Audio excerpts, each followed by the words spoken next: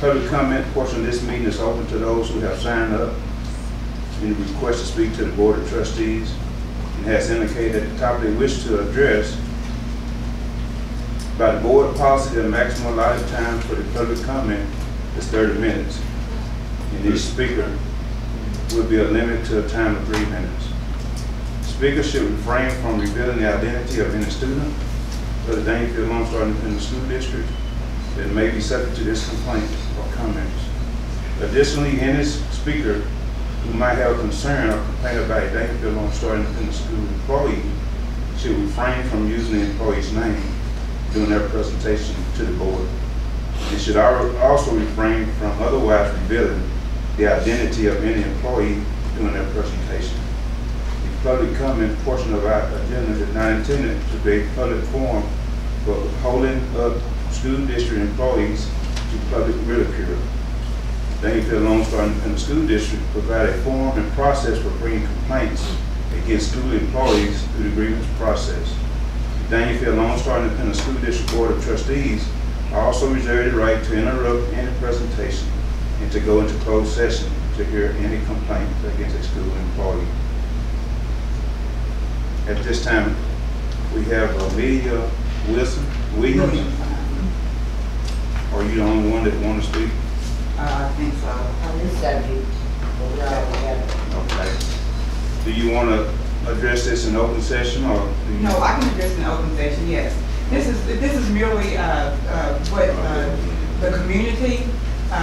Okay, just a minute. It's gonna be a 3-minute limit. You don't want to talk. Right. And we'll give you 1 minute. When you got 1 minute left. Okay. Well, this is I got together with some of the other parents, and the reason why I'm here is I'm representing the parents and people in the community that are part of the Daingerfield Lone Star Independent School District, and this is merely this is we would like to recommend Michael Mason for the position of athletic director, and we wanted to just come in and give some of the characteristics that we have witnessed as far as he goes, as to the reasons why we think he would be a good candidate for that position. The first thing is he's educational-wise, he's more than qualified with 15 years experience and unconditional dedication to this school district. He goes above and beyond the call of duty as coach. He is a mentor, a confidant, and to some, somewhat like a father figure in that he truly expresses genuine concern about what's going on with the students. He's a positive role model, always encouraging students to stay focused and positive. He's a friend, motivator, enforcer of the rules. He treats all athletes like they matter. He's firm but fair. He holds all students accountable. And he also encourages good behavior at all times, not just during the season and off season, but when they're off campus as well. He encourages our children to keep working hard when they want to quit. He teaches our children to respect everyone. Most importantly, he loves our children and has our best interests at heart. He is loyal to the community, the school, and the athletic program. He encourages the student to further their education and works very diligently to help them all get scholarships. Not only do the children respect Mason, but we, the parents, respect him and his dedication to our children as well. Mason starts in junior high molding our children and mentoring them into young, respectable adults. Mason and these students have grown together and formed everlasting bonds from junior high throughout high school and well into their college years. 1 minute.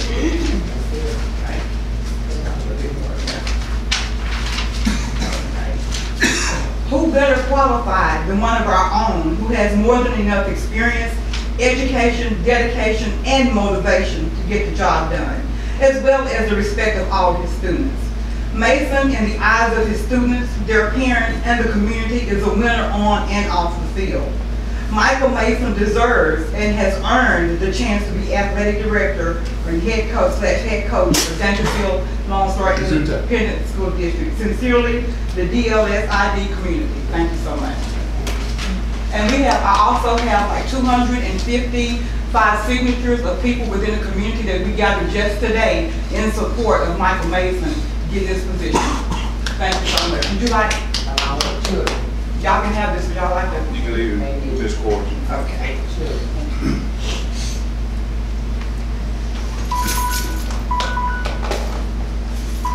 you, Ms. Williams.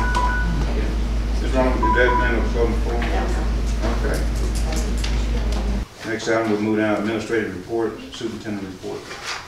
Okay, the first thing I have for you are dates. Just kind of school as usual. Nothing that I'd really call your attention to.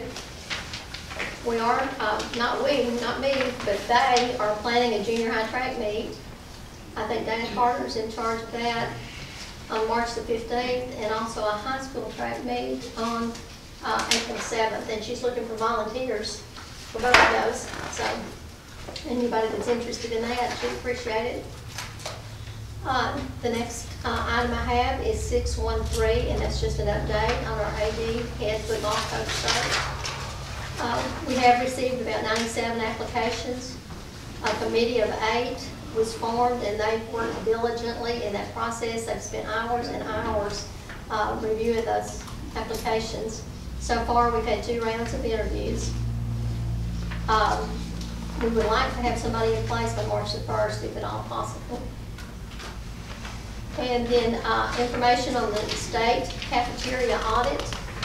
I just wanted to give you a little information on that this time to let you know that we had a perfect audit. Probably next month we're going to go into a little bit more detail on that, and Ms. Linda can tell you some more about it. But when the auditor left the district, we were thinking we were going to have one finding because Ms. Linda has made too much money and she hasn't spent it all yet. But when the auditor called back, or she sent us an email a few days after that, and she said because Linda has a plan in place of what she's gonna do with that money, that she was taking that finding off, and she said it was very, very unusual for that to happen. And Linda, do you have anything you want to add at this time, or you want to tell more about it when we get the official word next month? Let's wait till we get to the final paperwork. Okay. And that's all I have.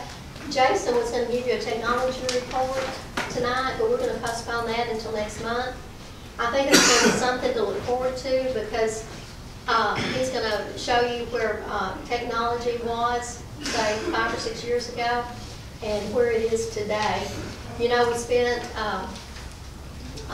probably about $800,000, I think it was, out of the QSCAB to upgrade our infrastructure. And I think you're going to be amazed at what's taken place in the last 4 or 5 years with that. So we'll look forward to that next month. And that's all I have. At this time, we ask the public, please excuse me, we're going to go into our closed session. As a part of Texas Government Code 551.074.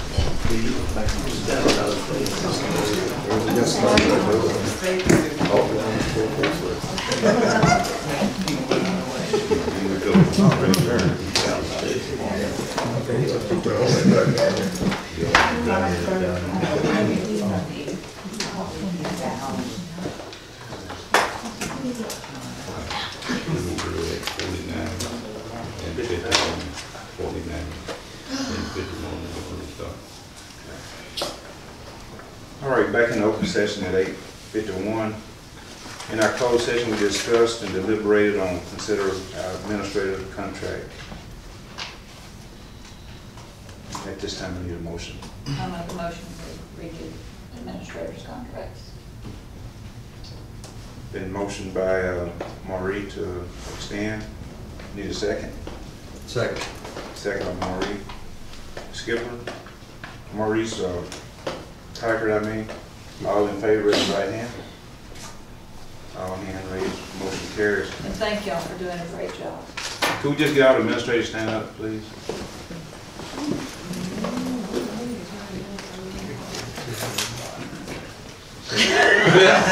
What do you stand up for? We just want to let y'all know on behalf of the board, we appreciate what you've done this year. Your work is not going unnoticed. We just thank for all the hard work you have put into the district, and we thank y'all very much. Keep up the good work. Thank you. At this time, we move down to our next item. Future topics. The only thing I have is our next regular meeting, which is March the 21st. Okay. Next item is adjournment. If I can get somebody to make a motion. Make a motion, is that? Mike Alcorn, second. Jim Snyder, all in favor, stand. Thank y'all very much. March 21st. I'm standing.